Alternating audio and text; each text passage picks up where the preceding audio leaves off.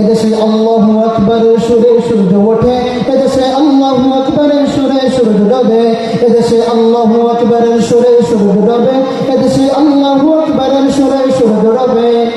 এদেশে মাওলানা কৃষক শ্রমিক সবার মুখে লা ইলাহা ইল্লাল্লাহর জিকির ওঠে, এদেশে মাওলানা কৃষক শ্রমিক সবার মুখে লা ইলাহা ইল্লাল্লাহর জিকির ওঠে, এদেশে আল্লাহু আকবারের সুরে সূর্য ওঠে, এদেশে আল্লাহু আকবারের সুরে সূর্য ডোবে, এদেশে আল্লাহু আকবারের সুরে সূর্য ওঠে, এদেশে আল্লাহু আকবারের সুরে সূর্য ডোবে। যেরকম প্রধানমন্ত্রী আমাদের চাইছিল আমাদেরকে ভ্রমণ করে রাখবে, কিন্তু আমরা ওলামায়ে কেরাম দিনের পর দিন নির্যাতন সহ্য করছি, কিন্তু এরকম আমাদের সময় এরকম তাদেরকে দেখা দিতে হবে।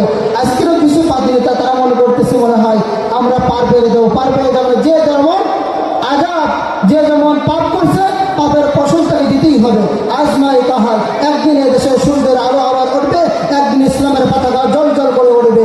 এদেশে এই ইসলামের পতাকা নিভাইতে পারবে না, যারা নিভাইতে গেছে তারাই নেমে গেছে। আজকের আমরা ওলামায়ে কেরাম বলতে চাই একটা কণ্ঠে যে আমরা ওলামায়ে কেরাম আমাদের হুজুরা যারা আছে এনারা যে নির্দেশনা আমাদের চালাবে, যে নির্দেশনা দেবে সেই নির্দেশনা আমরা চলবো। ইনশাল্লাহ আবার আমাদের ইসলামের পতাকা জল জল করে উঠবে। এই বাংলাদেশের পতাকা, এই আলিয়া মাদ্রাসা, এই তারা ডিগ্রি আলিয়া মাদ্রাসার থেকে হাজার হক্কানি ওলামায়ে কেরাম বের হবে, যারা পুরো বাংলাদেশ নয় পুরো পৃথিবীর ভিতরে হক্কানি ওলামায়ে কেরাম হিসেবে পরিচিত হবে। তাদের কথায় উঠবে মানুষ, বসবে মানুষ।